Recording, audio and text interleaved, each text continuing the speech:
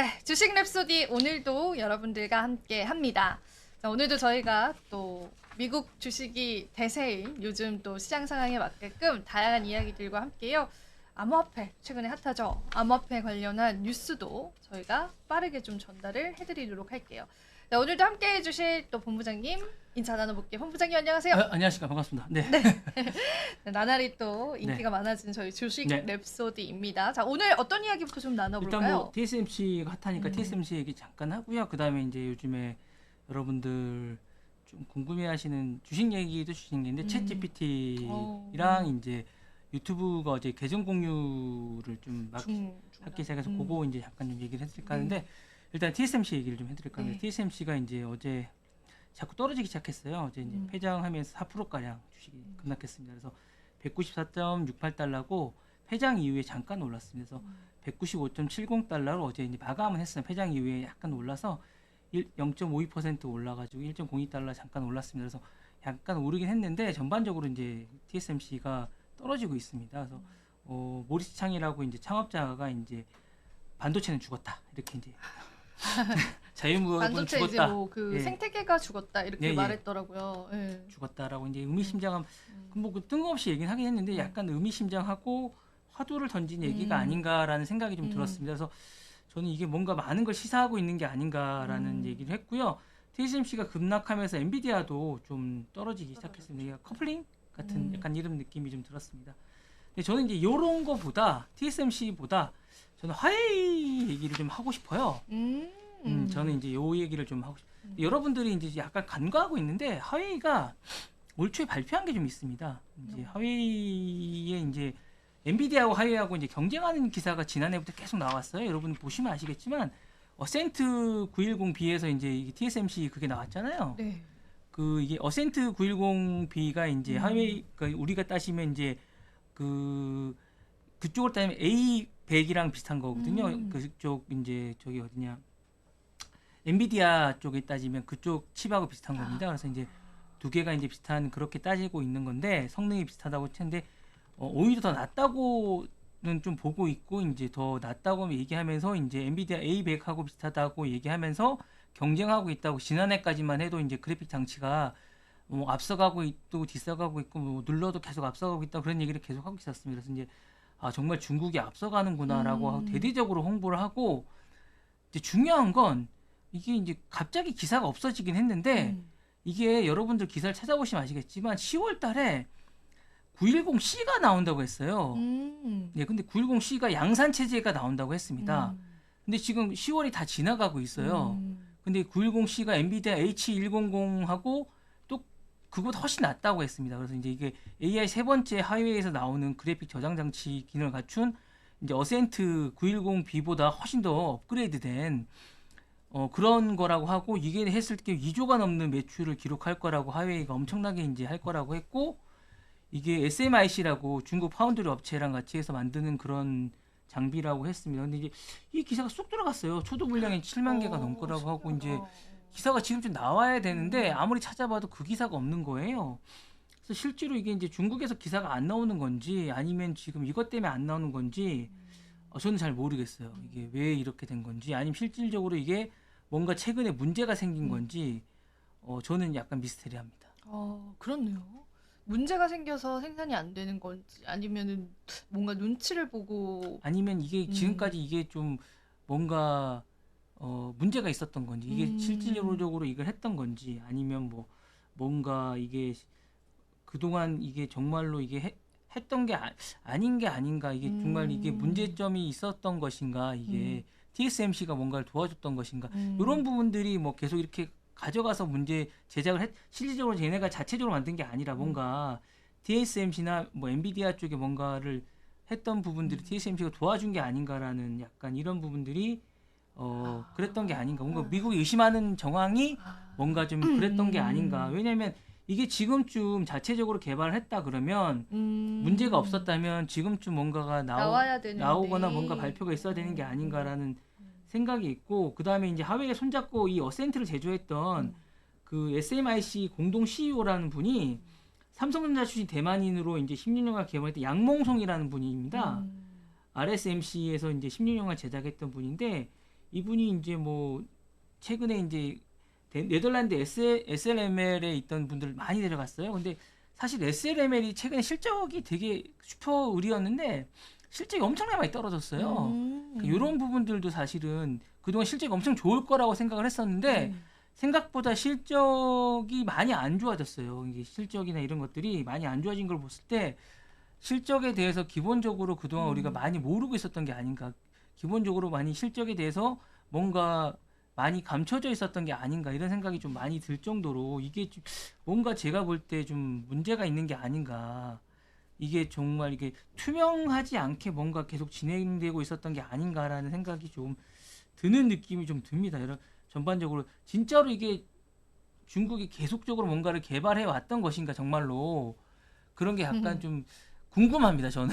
그러니까 이게 저도 기사 찾아보니까 8월에 나왔네요. 그죠? 네. 엔비디아를 뛰어넘는 그런 네. 고성능의 네. 제품을 이제 개발을 했다, 출시를 할 네, 거다. 네. 근데 그거에 대한 진전 상황은 없고 그 과정에서 네네.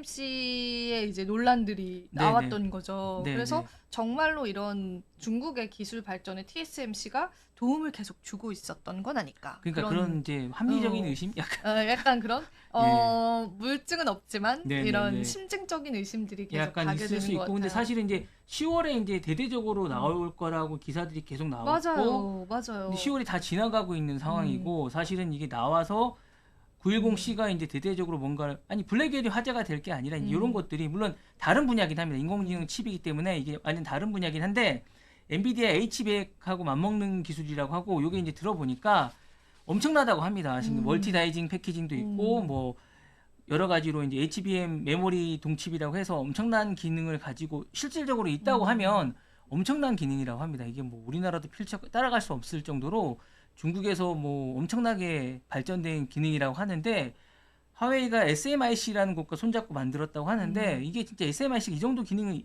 가능한 기업인지조차도 잘 모를 정도로 급성장한 기업이라고 하거든요. 그러니까 이제 이게 약간 감춰진 기업이 물론 이 CEO 한 분이 이걸 다 이뤄낼 수 있을지는 잘 모르겠습니다. 사실은 예, 그냥 궁금합니다. 네. 이게 계속 의문을 좀 남기게 하네요. 출시가 미뤄졌다는 네. 부분에서. 네. 물론 인력이 자유롭게 이동하고 뭐 그런 것들은 어. 하지만 이게 기술이라는 게 첨단 그쵸. 기술이라는 게 왜냐하면 이제 이게 2020년부터 이제 미국이 계속 반도체 기술에 대해서 뭔가 누수나 이런 것들이 미래의 어떤 먹거리라고 생각하고 막기 시작했거든요. 맞아요. 이게 이제 미래의 어떤 선진국이나 뭔가를 앞서가는 국가의 힘이라고 생각해서 막기 시작했는데 그게 제가 볼 때는 뭔가 적중하기 시작한 게 아닌가 뭔가를 예상하고 그래서 이제 그런 측면에서 지금 막기 시작했고 중국도 이제 그런 걸 예상하고 이제 뭔가를 계속 뭔가 첩보전을 벌이고 뭔가를 했던 것 같은데 제가 볼 때 20억 달러 규모 초도군항 7만 적을 대대적으로 홍보를 했는데 이거에 대한 지금 어떤 답변이나 이런 것들에 대한 것들이 전혀 없어요. 그러니까 이거에 대한 그 후속 기사나 이런 것들에 대한 어떤 진단도 지금 대대적으로 기사를 썼던 분들도 이거에 대해서 후속 기사들이 없는 걸 봤을 때 그쵸. 뭔가 제가 볼 때는 뭔가 좀 의심스럽습니다. 또 기자 출신이시다 보니까 이 네. 기사의 흐름을 잘 네. 읽어주시는 것 같아요. 이게 후속 네. 기사가 없다라는 부분에서 일단은 보도 자체가 받지 못하는 거죠. 어떤 네네네. 이 내용에 관해서. 예. 그런데 계속 이제 지금 중국 쪽에 관한 기술을 미국이 이제 견제를 하고 있잖아요. 근데 네네. 이것도 트럼프가 당선이 되면 계속 좀 더 심해지지 근데 제가 않을까? 볼 때는 이게 중국이 제가 볼 때는 조금 미국이 그러니까 뭐라 그럴까 중국이 좀 부족한 것 같아요. 그게 부족한 것 같아요. 사실은 부족한 것 같은데 부족한 부분을 자꾸 뭔가 공정하지 않은 방법으로 뭔가를 하고 있는 듯한 느낌이 들어요. 메꾸는 거죠. 예, 그러니까 이게 그쵸. 뭔가 정정당당하게 싸우는 듯한 느낌이 들지는 않아요. 예, 물론 미래 사회가 뭐 모든 싸움이 뭐 정정당당할 수는 없겠지만 그쵸, 이게 그렇겠지만. 뭔가 이게 우회적인 방법으로 뭔가 첩보전을 통해서 뭔가 이렇게 빼가는 느낌이 자꾸 드니까 전 이건 좀 아닌데 물론 아니지 않을까? 차라리 그걸 홍보를 하지 말던가. 그니까요. 예, 이게 뭐 자기네들이 자체적으로 개발했다 이렇게 얘기하는 건 좀 아니지 않을까? 이게 정말로 어떻게 밝혀질지 모르겠지만 이런 식이라면, 그러니까 미국이 뭔가 막으니까 좀 제대로 나오지 않는 이런 방법이라면 좀 아니지 않을까라는 생각이 좀 듭니다. 개인적으로는 이게 뭔가 좀 석연치 않은 이런 느낌이 계속 들고 뭐 이런 느낌이 자꾸 들고 뭐 TSMC도 지금 뭔가 이 대표 아니 회장이라는 분이 뭔가 죽었다 뭐 이렇게 얘기하고 이러니까 뭔가 좀 느낌이 좀 쎄한 느낌? 이런 느낌 좀 듭니다. 예. 여전히 좀 쎄한 것 같아요. 그리고 앞서도 말씀해주셨지만 또 TSMC 창업자분께서 예. 미중 이런 갈등들 때문에 반도체에 네. 관한 자유무역이 죽었다. 네. 그러니까 이 반도체 기술력에 관해서 네. 강대국에 줄을 서야 되는 그런 분위기들이 연출되는 것 같고, 그럼 중국의 돌파구는 무엇일까? 지금 뒤처지는 기술력들을 어떻게 메꿀 것인가? 그것도 또 관전 포인트가 되지 않을까? 그런 생각이 좀 들기도 합니다. 근데 이게 사실은 쉽지 않을 것 같아요. 음. 이게 한번 뒤처지기 시작하면 계속 따라가야 되는 부분인데 이게 쉽지 않을 것 같아요. 이게 뭐 그냥 뭔가를 따라가고 사람을 데려오고 그래서 할 수 있는 부분도 있겠지만 격차가 원체 빨리 나고 이게 순식간에 또 그다음 자기에 따라가면 또 앞서가 있고 또 따라가면 앞서가 있고 이런 차이기 때문에 금방금방 차이가 나는데 이거를 또 쉽지 않은 것 같습니다. 제가 볼 때 이게 또 금방금방 뭐 의지만 가지고 할 수 있는 그렇게 할 수 있는 게 아닌 것 같아요. 이게 그래서 좀 지켜봐야 될 것 같습니다. 그러니까 근데 어쨌든 여러분들이 좀 후속 기사가 났을 때 뭔가 그러니까 이 연관 기사가 났을 때 그런 것처럼 그러니까 그런 거 마찬가지. 그러니까 보고서가 지난번에 저희가 하이닉스하고 이거 보고서가 났잖아요. 맞아요. 그 다음에 보고서가 났을 때 그걸 한번 우리가 2달밖에 안 됐는데 지금 다 까먹고 계시잖아요. 맞아요. 예, 그걸 한번 복귀해 볼 필요가 있을 것 맞아요, 같아요. 맞아요. 그거에 대해서. 근데 그때 그 보고서가 났을 때 누가 이익을 봤을까? 누가 이익을 보고 누가 손해를 봤는지. 그리고 났을 때 지금 정말 그 보고서가 제대로 된 보고서인가? 근데 그때 그러고 나서 그거보다 더 떨어진 것이 있고 그거보다 더 올라간 기업들이 있을 거예요. 그러면 어느 기업이 더 펀더멘털이 좋은지에 대한 부분도 좀 지켜보셔야 되는 게 아닌가. 그리고 투자의 방향을 좀 정하셔야 되는 게 아닌가라는 거고 그 보고서로 쓴 것에 대한 평가도 여러분들이 좀 냉정하게 하셔야 되는 게 아닌가. 그 다음 보고서가 나오면 어떻게 편단을 하시는 것도 여러분들의 판단이신 것 같아요. 네. 맞아요. 우리가 사실 모건 스탠리 보고서에 관해서도 모건 스탠리가 반성문 아닌 반성문을 최근에 냈거든요. 네.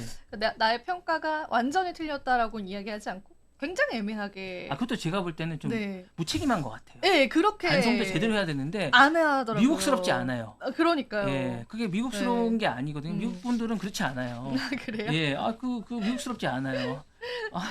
제가 볼 때는 네. 그 물 건너 다른 분 같으세요. 그래서 예. 이제 사실은 이제 하이닉스 그래서 목표 주가를 10,000원 조정, 그러니까 10,000원 조정을 하면서 네. 이제 뭐 우리의 그러니까 단기적인 관점에서 좀 틀렸고 네, 네. 장기적으로는 우리는 여전히 고수를 한다 그 네. 관점을 이러면서 이게 뭔가 뭐 잘못했다는 건가 잘못되지 않았다는 그 건가 브랜드에 맞지 않은 입장인 것 같아요. 그 그쵸. 좋은 브랜드에서 그렇게 했다는 평가를 하고 게. 그렇게 하는 거조차 좀 뭐랄까 경솔하다는 느낌이 좀 듭니다. 그쵸. 네. 참 얼마나 우리나라 기업을 아니 그런 거보다 그런 저는 것보다 우리나라 기업이라기보다는 그런 브랜드의 그 보고서를 내고 그렇게 쌓아온 그 윗분들한테 그렇게 이야기를 계속한다? 전 좀 아닌 것 같아요. 그분들이 그렇게 해서는 안 될 것 같아요. 위에 그동안 유구하게 많은 보고서를 역사적으로 많은 괜찮은 보고서를 냈던 분들한테 그렇게 입장을 취한다? 그거 좀 아닌 것 같아요. 맞아요. 그래서 참 실망을 많이 이번에 모건 스탠리 그런 보고서로 네, 네. 인해서 실망을 굉장히 많이들 하셨어요. 네, 그래서 네. 또 앞으로의 보고서들도 봐야겠지만은 이번에는 좀 실망이 저도 굉장히 좀 많았었던 네, 네, 네. 그런 보고서였고 그리고 또 저희가 오늘 챗 GPT 네, 이야기도 네. 할 거잖아요, 네. 본부장님. 이게 무슨 일입니까? 가짜 챗 GPT라뇨? 이게 가짜 네. 챗 GPT라 유사 챗 GPT라고 유사 할게요. 챗 예, GPT. 너무 많습니다. 네. 요즘이 너무 많은데 음. 제가 실제 경험을 했던 이야기를 좀 들려드릴까 합니다. 요게 이제 원래 챗 GPT. 요렇게 챗 GPT거든요. 요게 챗 GPT인데 요렇게 나와야 되는데 요런 것도 잘 나옵니다. 이게 여기 나오면 이제 잘못 들어가서 이상한 것들을 결제하게 되고 이제 결제를 하시면 1년치가 75% 할인을 해준다고 해요. 그러면 엄청 보통 챗 GPT 하면 220불이거든요. 그러면 네. 우리나라 또 한 28,000원 정도 네. 되는데 엄청 싸요. 할인해준다고? 그러면 이제 이거를 결제하시는 순간 여러분들은 엄청 괴롭게 되십니다. 왜 괴롭게 돼요? 더 많이 결제되나요? 그렇진 않나요? 아니 제가 많이 결제될 수도 있고 요 사이트는 더 많이 결제되지는 않은데 다른 사이트 같은 경우 가짜 챗 GPT 앱으로 하시는 경우에는 뭐 오픈 AI.com이라든가 뭐 트라이온 챗 GPT도 있고요. 트라이온 웹이라는 배너가 표시되는 것도 있고 이런 건 가짜거든요. 이런 것들을 하시면 이제 난리 나십니다. 이런 거는 계속 결제돼서 뭐 나중에 뭐 처음에 15불, 20불 뭐 엄청나게 결제가 많이 되는 경우도 있고요. 뭐 멀웨이나 뭐 악성 코드가 발견되는 것도 많이 있습니다. 그래서 비밀번호가 도난당하는 경우도 있고 그런데 저는 이제 요거를 해서 1년 동안 또 결제를 해버렸죠. 또 이게 했더니 너무 싼 거예요.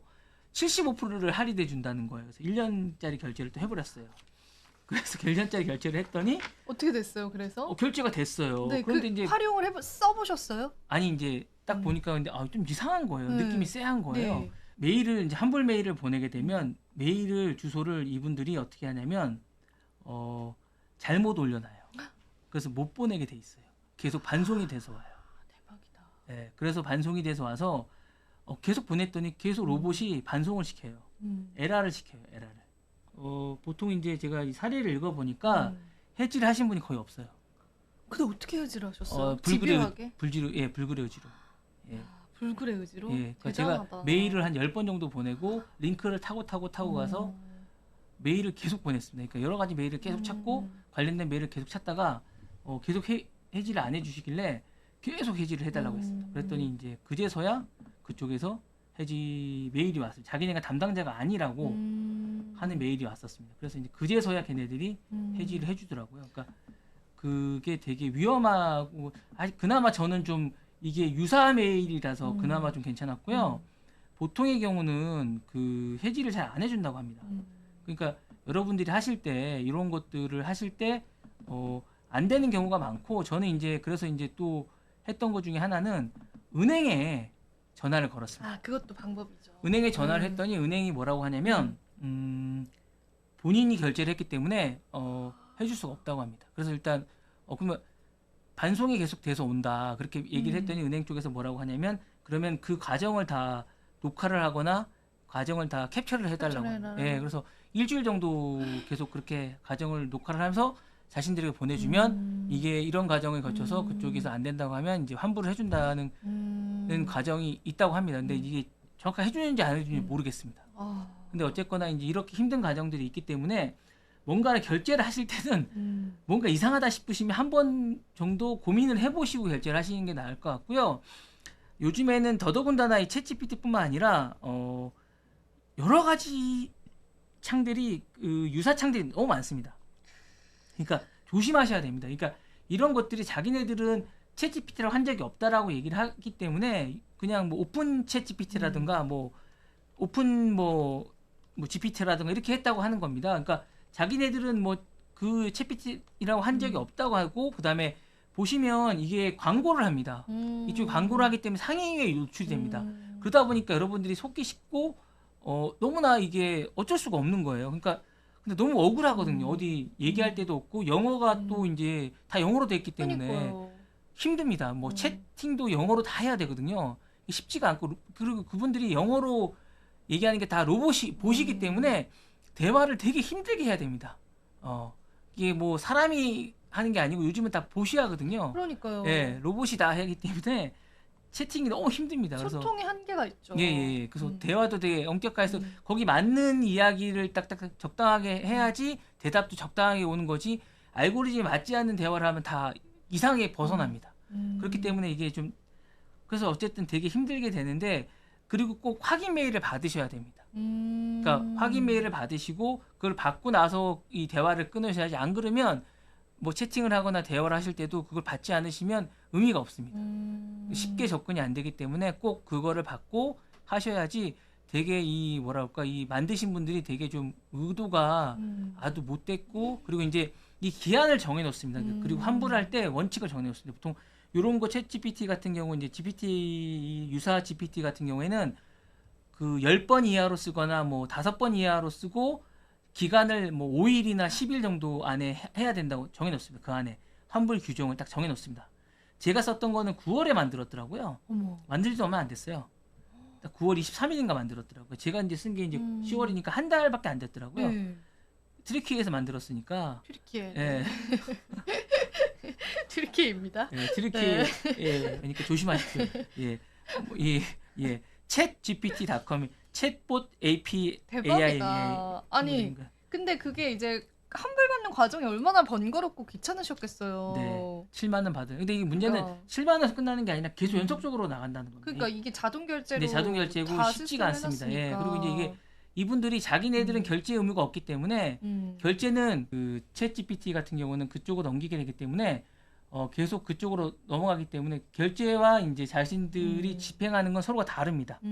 예, 서로가 다르게 되기 때문에 서로가 다른 그런 과정들을 거치기 때문에 완전히 다른 그런 과정을 거치기 때문에 좀 조심하셔야 될 것 같습니다. 네.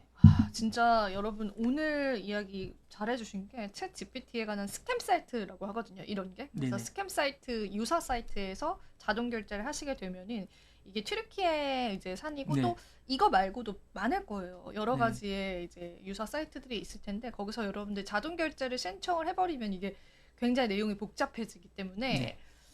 유사품에 유의하세요. 제가 또 스캠하면 또 할 얘기 또 많은데 그리고 스캠이죠 이거. 스캠 데이트 네. 스캠 좀 조심하십시오. 데이트 스캠 데이터요? 데이트? 데이트 스캠. 그거 데이트 스캠 조심해야죠. 진짜 조심하셔야 됩니다. 데이트 스캠이 카톡이나 이거 관계는 없긴 한데 갑자기 나왔으니까 좀 말씀을 드리면 시간이 얼마인지 모르겠죠. 그 얘기 하셔야 되죠. 10분 남았네요. 아니요 괜찮습니다. 네. 한 5분 남겨드릴게요. 네. 데이트 스캠이 또 있습니다. 여러분이 네. 스캠 얘기가 나왔으니까 좀 해드리면 데이트 스캠을 조심하셔야 됩니다. 여러분 현대사회이기 때문에 어느 날 갑자기 이제 여러분들한테 메일이 올 겁니다. 데이트 스캠이 뭐냐면 메일이 옵니다. 잘 모르는 분의 여성이나 남성이 잘생긴 보통 군인이라고 해서 옵니다. 군인. 여자분도 많이 여자분도 있고요. 오던데요? 남자분도 네. 군인이라고 해서 많이 옵니다. 그래서 보통 나이지리아나 이라크나 이렇게 해서 군인으로 옵니다. 위장해서 보통 잘생기고 뭐 의젓하고 약간 의젓하고 여자도 약간 이쁜 이런 군인으로 해서 이제 여군이나 미군으로 해서 옵니다. 군으로요? 예. 근데 이런 사진들은 이분하고 상관없는 그냥 이분들은 어디서 보내냐면 나이지리아나 이런 데서 보내는 분들입니다. 전혀 여기나 상관없습니다. 이분들이 이제 메일로 계속 보냅니다. 아주 달콤한 메일을 계속 보내거나 이럽니다. 그래서 이제 남자분들 한 50대, 60대나 이렇게 해서 계속 스캠 이렇게 보냅니다. 사진도 보내고 자신들 사진이랑 매일매일 보냅니다. 근데 이제 이게 처음 받는 분들은 되게 달콤한 메일로 영어로 오고 되게 쉬운 영어로 계속 옵니다. 번역을 하면 되게 쉽고 우리 요즘 번역이 잘 돼 있잖아요. 잘 돼 있잖아요. 예, 아주 쉬운 번역으로 쫙 옵니다. 들어보면 달콤합니다. 그 사람들이 원하는 게 뭐예요? 스캠에서? 돈입니다. 돈인데 결국에는 환전을 해달라는 거고요. 자신이 갈 때 줄 테니까 돈도 많이 요구하지. 처음에 조금씩 요구합니다. 환전을 해주고 자기가 지금 돈을 못 바꾸니까 한국에 갈 건데 결국은 돈입니다. 돈. 데이트 스캠의 그거는 결국에 돈인데 생각보다 이런 걸로 해서 돈을 잃는 분들 바보 같죠? 네. 근데 생각보다 돈을 잃는 분들이 많으세요. 예, 돈을 생각보다 잃는 분들이 되게 많으세요. 하긴 우리가 보이스피싱도 이게 생각보다 지속적으로 메일이 오가면 여러분들이 그 펜팔하고 비슷해서 마음이 지속적으로 이게 오가잖아요. 그러면 생각보다 여러분들 마음을 열게 됩니다. 이게 뭐 웃길 것 같은데 나는 안 속을 것 같죠? 이게 생각보다 웃기지 않습니다. 데이트 스캠 여러분 조심하셔야 됩니다. 왜냐하면 이 보내는 분들이 성별이 여성이지만 보내는 분들은 남성입니다. 카톡으로도 오거든요. 카톡으로도 오고 이렇습니다. 카톡으로도 오고 그다음에 그 메일로도 오고 그러니까 카톡으로 오다가 메일로도 하고 막 이럽니다. 서로 이제 메일로 주고받고 이러시거든요. 이게 자기 사진도 보내고 막 그래요. 근데 이게 다 가짜죠. 가짜고 다 이 인터넷에서 긁어서 보내는 겁니다. 인터넷에서 어디 그 인스타나 이런 데서 한 분을 정해서 그분 걸 보내는 겁니다. 그분 게 아닙니다. 여러분 속으시면 안 되고요. 이분 걸 보낸 다음에 결국에는 나중에 많게는 몇백에서 적게는 몇백에서 많게는 몇천 몇억까지 돈을 막 보내는 생각지도 그러니까 바보 같은데 한국에도 꽤 많으세요. 근데 이게 보내고 나면 땡입니다, 여러분. 바보 같아요. 근데 자기도 왜 보내는지 모르고 나중에 속습니다. 근데 이게 사실은 어떤 그 위안을 얻으시고 약간 막 이런 메일을 보내고 막 이러시잖아요. 근데 이제 이게 나중에 어느 순간 이 아시는 분들이 이제 제가 아는 어떤 분들이 막 하다가 어느 순간 깨닫고 나서 이렇게 여자분인 줄 알고 보내고 너 남자지 이렇게 딱 해서 보냈어요. 그랬더니 이 사람이 나중에 막 욕설을 하면서 진짜 남자였던 거예요. 진짜 남자였던 거예요. 그 남자가 이제 여자인 척하면서 그래서 내가 폴리스인데도 자꾸 이런 식으로 하면 하겠다 이렇게 했더니 갑자기 욕을 하는 거예요, 이 남자. 우리가 지금 할 수는 없지만 이렇게 하셨던 거예요. 진짜로 너 어디 있건데 내가 저 보내겠다, 인터폴에 신고하겠다 그랬더니 도망가고 삭제하고 없어졌어요. 그러니까 이게 진짜로 어느 날 갑자기 이렇게 미군을 하고 뭐 어디서 뭐 하고 이렇게 하는 거는 그러니까 이 사이버상에서 친절한 호의나 어떤 것들이 온다고 생각하시면 이거 전부 다 조심하셔야 됩니다. 네. 지금 비트코인이 그 7만 달러가 넘어섰어요, 여러분. 그래가지고 비트코인 이야기를 좀 해볼까 해요. 그래서 최근에 비트코인 고점이요 7만 3천 달러였거든요. 그게 누굴 할까요? 역사상 사상 최대 가격. 지금 저 검은 색깔 차트로 보이시는 그거를 돌파하느냐, 돌파하지 못하느냐가 비트코인 가격에 관해서 이제 기술적인 분석으로 봤을 때는 상단 돌파가 이루어지느냐 이런 것들을 좀 주목을 해서 보고 있는데 간밤에 이제 7만 달러가 됐고 지금 업비트 기준으로는 하나로 9,900만 원, 그러니까 1억이 목전에 두고 있는 시점이에요. 그래서 이게 왜 올랐냐라고 하자면은 이제 지금 비트코인에 관해서는 이제 트럼프 관련주로 알려져 있잖아요. 근데 트럼프가 굉장히 우세한 상황이거든요.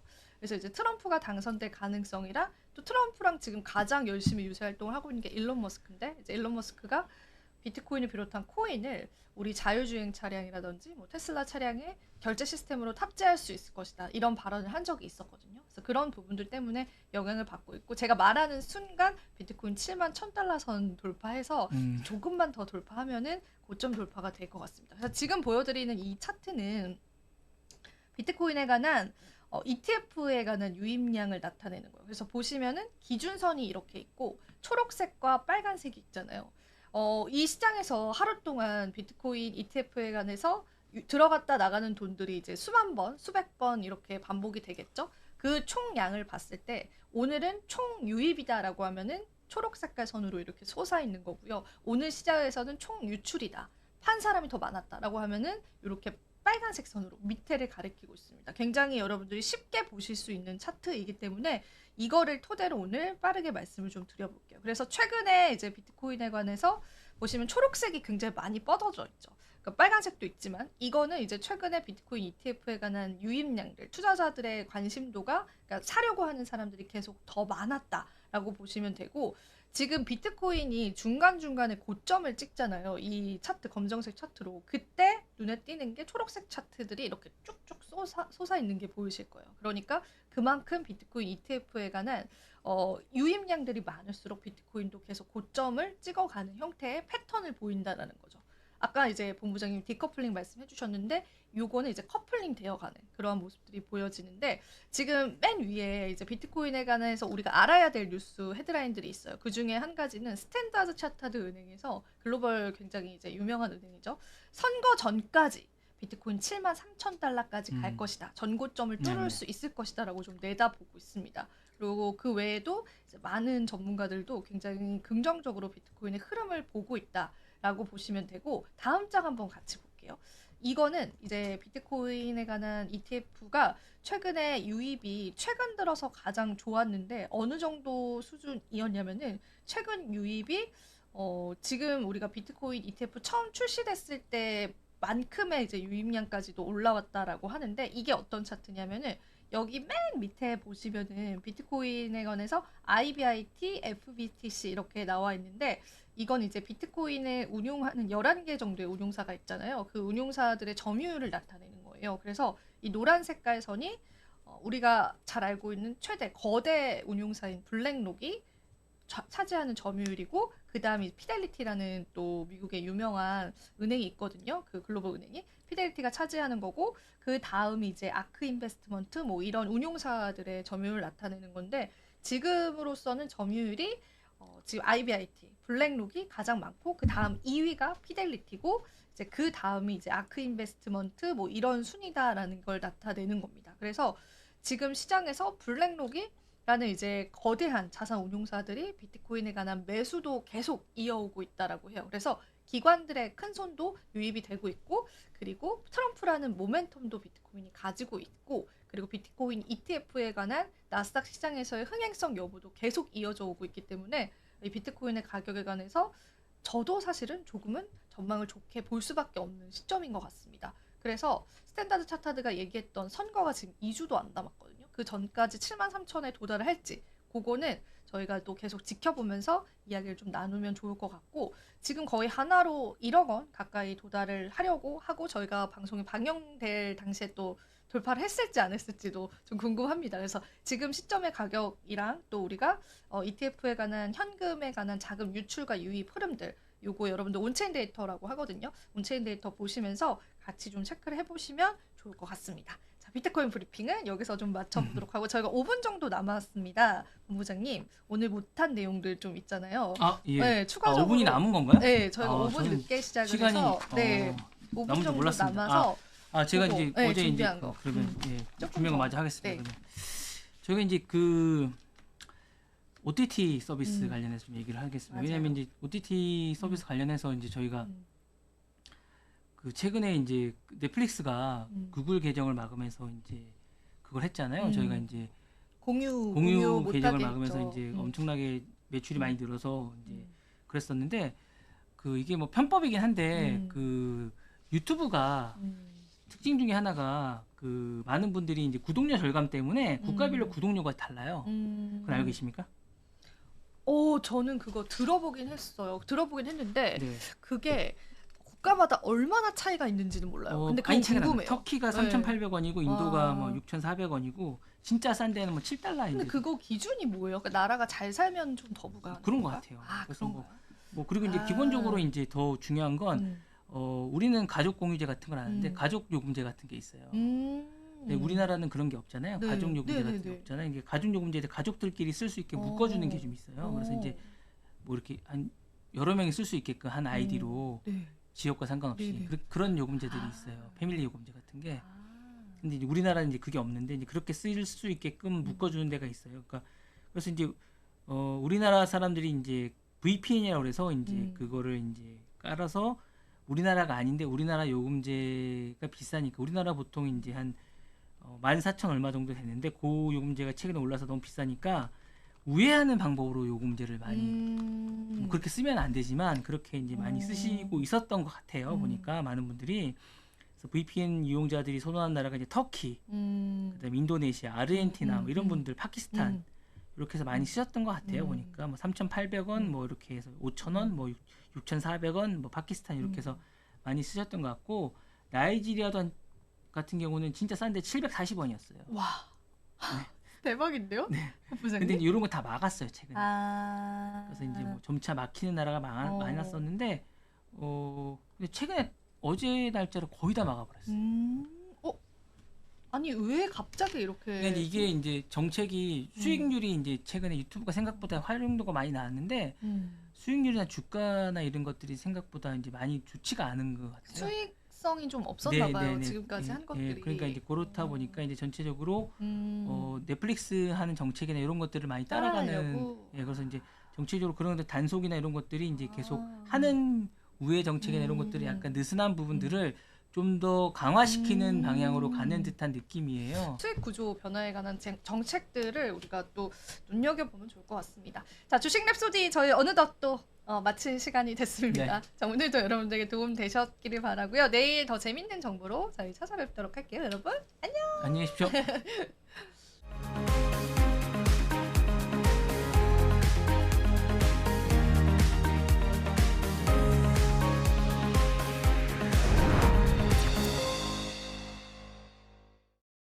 안녕하십니까. 모두의 증시 진행의 최민주입니다. 증시 뉴스 전달드리겠습니다. 첫 번째 뉴스입니다. 오픈 AI가 브로드컴 TSMC와 함께 자체 인공지능 가속기 개발에 나설 전망입니다. 자체 칩셋을 개발하는 한편 AMD와 협력도 확대해 엔비디아 의존도를 낮추겠다는 전략입니다. 29일 로이터 통신은 오픈 AI가 칩 공급을 다변화하고 비용을 절감하기 위해 브로드컴과 자체 칩을 개발하고 AMD 칩을 추가 도입할 예정이라고 보도했습니다. 오픈 AI가 브로드컴과 AI 칩셋 개발에 나선다는 소식은 올 7월 IT 전문지 디인포메이션이 보도했던 것과 같습니다. 로이터는 이 칩셋을 생산을 TSMC가 맡는다는 점과 AMD 칩셋 비중을 높일 수 있다는 점을 추가 언급했습니다. 샘 올트먼 오픈 AI 최고 경영자는 공개적으로 자체 AI 칩셋 설계팀을 운영하고 있음을 밝혀왔습니다. 현재 오픈 AI는 내부 반도체 설계팀을 확장할지 외부 기업을 인수할지를 고려 중인 것으로 알려졌습니다. 샘 올트먼은 자체 AI 반도체 개발을 위한 AI 반도체 동맹 구축에 나서면서 작년 6월과 올해 1월 한국을 방문했습니다. 특히 지난 1월 방문 때에는 삼성전자 평택 공장의 반도체 생산 라인을 둘러보고 삼성과 SK 최고 경영진과 잇따라 회동했으며 AI 칩을 만드는데 이 두 기업과 협력할 수 있기를 희망한다고 밝힌 바 있습니다. 로이터는 현재 토마스 노리와 리처드 홀을 비롯해 구글에서 텐서 프로세싱 유닛을 개발한 엔지니어들이 이끄는 20명가량의 내부팀이 있지만 다른 파트너와 계약을 맺을 가능성도 있다고 전했습니다.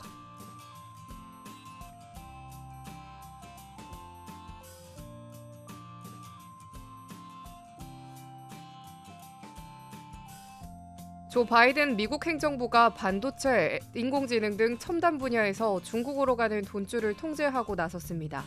대선이 일주일 앞으로 다가온 가운데 중국에 보다 강경한 입장을 드러내 부동층 표심을 공략하려는 게 아니냐는 해석도 나옵니다. 중국도 기술 자립을 모색하고 있어 미중 첨단 기술 전쟁이 격화하는 양상입니다. 28일 미 재무부는 내년 1월 2일부터 반도체, AI, 양자 컴퓨팅, 마이크로 전자기술 등의 분야에서 미국 자본 내 중국, 홍콩, 마카오 투자를 통제하려는 것을 골자로 한 최종 규칙을 발표했습니다. 지난해 8월 바이든 대통령이 서명한 행정명령 14,105호에 대한 의견 수렴을 거친 최종본입니다. 백악관은 중국이 군사 현대화에 중요한 핵심 기술을 발전시키지 못하게 할 필요가 있다고 배경은 설명했습니다. 세부적으로 보면 미국 개인 및 기업은 중국의 반도체 고급 패키징 도구, 슈퍼컴퓨터와 관련된 투자가 금지됩니다. AI 시스템 개발과 관련된 거래 역시 할 수 없습니다. 반도체 집적회로 설계와 관련된 거래는 재무부에 사전 신고해야 됩니다. 이번 미국의 규제는 미국 자본을 대상으로 한 것이어서 우리나라에 미칠 영향은 제한적으로 분석됩니다. 다만 미 재무부가 발표문에서 정책의 목표를 달성하기 위해 동맹국 등과 긴밀한 협력을 계속할 것이라고 밝혀 한국, 유럽연합, 일본 등 동맹에 비슷한 조치를 취하라고 압박할 가능성을 배제할 수 없습니다. 공화당 대선 후보인 도널드 트럼프 전 대통령 당선 시 더 강력한 규제가 나올 수 있다는 관측도 제기되고 있습니다. 워싱턴 포스트에 따르면 익명을 요구한 한 전문가는 트럼프가 당선되면 이번 규제는 폐기되고 한층 겹친 규제로 대체될 것이라고 전망했습니다. 중국은 강하게 반발할 것으로 보입니다. 최근 몇 년간 이뤄진 미국의 잇따른 대중 첨단 산업 견제 정책에 중국은 희토류 수출 통제로 맞불을 놓는 한편 기술 자립에도 박차를 가하고 있습니다. 또 올 5월 반도체 산업 육성을 위해 3,440억 위안에 달하는 국가집적회로 산업투자 기금 3차 펀드를 조성했으며 알리바바 등 기업들도 반도체 AI 투자를 대폭 늘리고 있습니다.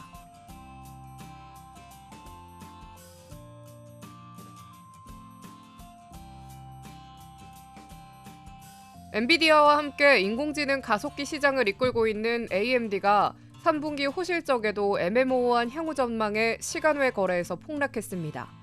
AMD가 좀처럼 AI 가속기 시장 점유율을 높이지 못하며 엔비디아 천하가 계속될 것이라는 전망이 힘을 얻고 있습니다. 29일 AMD는 올 3분기 매출 682억 달러, 주당 순이익 92센트를 기록했다고 밝혔습니다. 매출은 전년 동기보다 18% 늘었고 주당 순이익은 시장조사기관 LSEG 추정치에 부합하는 결과지만 장중 3.96% 상승 마감했던 주가는 시간외 거래에서 7.7% 급락했습니다. 수치상으로는 나쁠 게 없는 결과였습니다. 데이터 센터 부분에서는 1년 전보다 2배 이상 늘어난 35억 달러의 매출을 거뒀고 PC 시장에서도 29% 늘어난 18억 8천만 달러 매출을 기록했습니다. 소니와 마이크로소프트에 공급하는 게임 칩셋 매출이 69% 줄어든 4억 6,200만 달러에 그쳤으나 이는 콘솔 게임기 출시 주기에 따라 예상했던 결과입니다. 향후 실적 전망에 대한 우려가 발목을 잡았습니다. AMD는 올 4분기 매출 75억 달러를 기록하고 2024년 총 AI 가속기 매출이 50억 달러를 넘어설 것이라고 밝혔습니다. 시장이 예상하던 4분기 매출은 75억 5천만 달러에 달했습니다. 당초 예상보다 매출이 부진한 것으로 예상되는 데 따라 수익성에 대한 의구심이 커졌다는 해석이 따른 것입니다. AMD는 AI 가속기 분야에서 엔비디아의 유일한 경쟁사나 다름없습니다. 그러나 시장 점유율과 매출 규모에서는 여전히 격차가 큽니다. 올해 엔비디아 데이터 센터 매출은 1,106억 달러로 예상되는 반면 AMD 데이터 센터 매출은 127억 달러에 그칠 전망입니다. 블룸버그 통신은 AMD는 그래픽 처리 장치 시장 2인자이고 주가는 올해 20% 상승했으나 엔비디아와 브로드컴 같은 경쟁사는 같은 기간 훨씬 더 큰 이익을 얻었다며 AMD의 새로운 MI300 가속기는 엔비디아 측과 경쟁하며 가장 큰 판매 엔진 중 하나로 떠올랐으나 공급 부족으로 인해 성장이 저하됐다고 지적했습니다.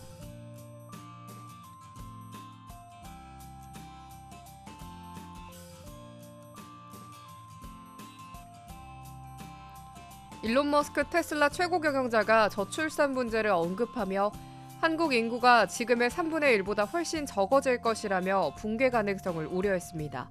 머스크는 29일 사우디아라비아 리야드에서 열린 미래투자 이니셔티브에서 화상 대담자로 깜짝 등장해 단기적으로는 인공지능이 가장 심각한 위협이지만 장기적으로는 세계 인구 붕괴라며 이같이 말했습니다. 머스크는 유럽에서도 현재 인구의 절반보다 적어질 것이라며 이는 갑자기 여성 1명당 출산율이 2.1로 회복된다는 가정에 따른 것이고 현재의 추세가 계속되면 3세대 내에 5% 이하로 줄어들 것이라고 지적했습니다. 지난해 한국은 합계 출산율이 0.72명으로 역대 최저치를 기록했습니다. 합계 출산율은 여성 1명이 평생 낳을 것으로 예상되는 평균 출생아 수를 뜻합니다. 앞서 머스크는 2022년에도 한국이 홍콩과 함께 세계에서 가장 빠른 인구 붕괴를 겪고 있다고 언급한 바 있습니다. 당시 현재 수준의 출산율이 유지된다면 한국은 3세대 안에 인구가 6% 이하로 급감하고 대다수 인구가 60대 이상일 것이라고 주장했습니다. 이날 머스크는 대다수 국가가 출산율을 최우선 해결 과제로 여겨야 한다며 사람을 만들지 못하면 더는 인류도 없을 것이고 다른 모든 정책도 무의미해진다고 호소했습니다. 그러면서 말뿐이 아니라 실천이 필요하다며 나는 아이를 많이 두고 있고 이는 이들에게도 아이를 갖기를 원한다고 말했습니다. 머스크는 현재 자녀를 모두 11명 두고 있는 것으로 알려졌습니다. 한편 머스크는 최근 테슬라에 AI 개발용 슈퍼컴퓨터를 설치했다고 이를 공개하는가 하면 휴머노이드 옵티머스를 내년 공장에 배치하고 2026년 판매를 시작할 수 있을 것이라고 밝히기도 했습니다. 현재 그는 인공지능 스타트업 xAI도 운영 중입니다.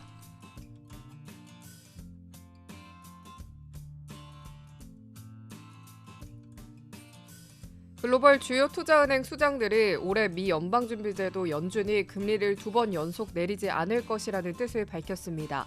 29일 블룸버그에 따르면 사우디아라비아 리야드에서 열린 제8회 미래투자 이니셔티브 패럴 토론에서 주요 IB 수장들은 올해 미국 금리가 2번 더 인하될 것으로 보느냐는 질문에 아무도 손을 들지 않았습니다.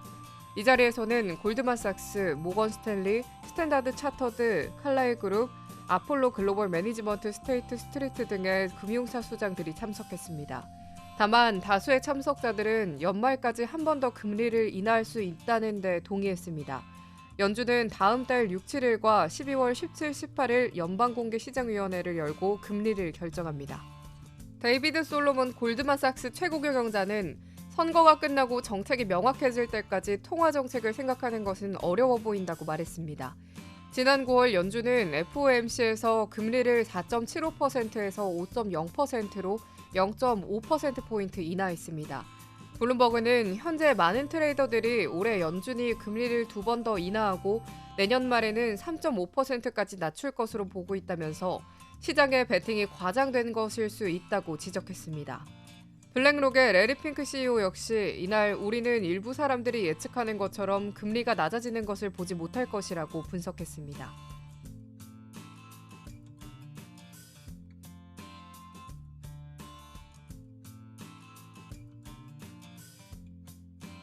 미국 대선을 일주일 앞둔 가운데 도널드 트럼프 전 대통령 당선 시 경제적 파장을 놓고 전문가들과 시장의 반응이 엇갈리고 있습니다. 미국 내 싱크탱크와 이코노미스트들은 트럼프 노믹스 2.0이 현실화하면 코로나19 팬데믹 당시 수준의 인플레이션과 저성장에 빠질 수 있다고 우려하고 있습니다. 반면 증시와 비트코인은 트럼프 당선을 상승 요인으로 받아들이고 있는 분위기입니다. 28일 월스트리트 저널은 트럼프 전 대통령이 추진하는 보편관세, 불법 이민자추방, 연방중비제도에 대한 압력 등이 결합할 경우 새로운 인플레이션이 발생할 수 있다고 진단했습니다. 피터슨 국제경제연구소의 보고서에 따르면 이들 정책이 강도 높게 실행될 경우 미국의 인플레이션은 2028년 7.4%포인트 더 높아질 수 있습니다. 트럼프 노믹스가 없을 경우 인플레이션이 2%라면 최대 9.4%에 이를 수 있다는 것입니다. 트럼프 당선을 전제로 한 투자로 주식과 가상자산, 달러 가격은 강세를 보이고 채권 가격은 하락하는 특징을 보입니다. 네드 데이비드 리서치가 설정한 트럼프 트레이드 지수는 9월 6일 이후 지난주까지 23% 상승했습니다. 이는 같은 기간 S&P 500의 상승률을 3배 웃도는 수치입니다. 트럼프가 공식 지지를 선언했던 비트코인은 6월 6일 이후 처음으로 이날 7만 1000달러 선을 돌파했습니다. 블룸버그의 설문에 따르면 350명의 응답자 중 38%는 공화당이 대선에서 승리할 경우 앞으로 1년 동안 주식시장 상승세가 가속화할 것이라고 답했습니다.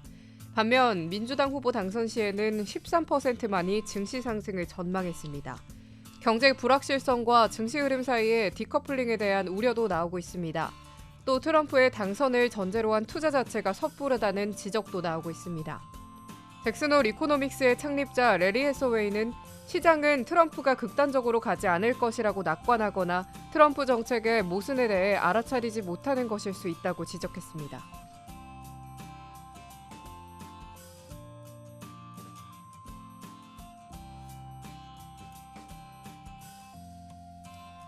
페이스북 모회사인 메타 플랫폼이 구글과 마이크로소프트에 대한 의존도를 낮추기 위해 자체 인공지능 기반 검색 엔진을 개발 중인 것으로 알려졌습니다.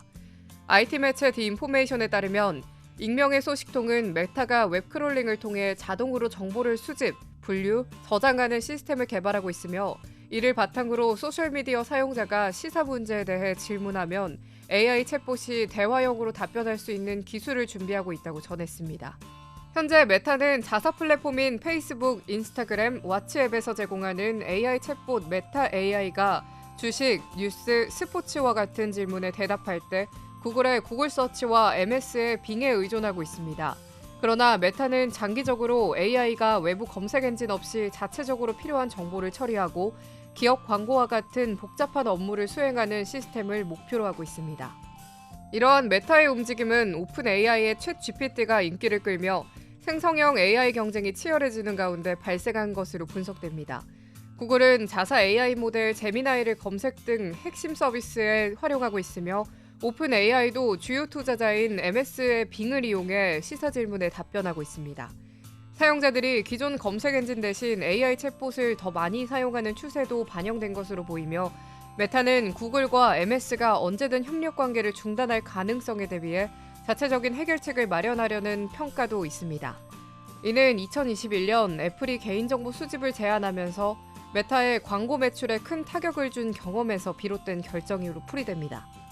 다만 AI 모델과 검색 엔진 훈련에 웹크롤링을 사용할 경우 저작권 침해 문제와 콘텐츠 제작자에 대한 공정한 보상 여부에 대한 우려도 제기되고 있습니다. 메타는 지난주 로이터 통신 뉴스를 통해 사용자 질문에 실시간으로 답할 수 있도록 한다고 발표했으나 자체 검색 엔진 개발 관련 논평 요청에는 응하지 않았습니다.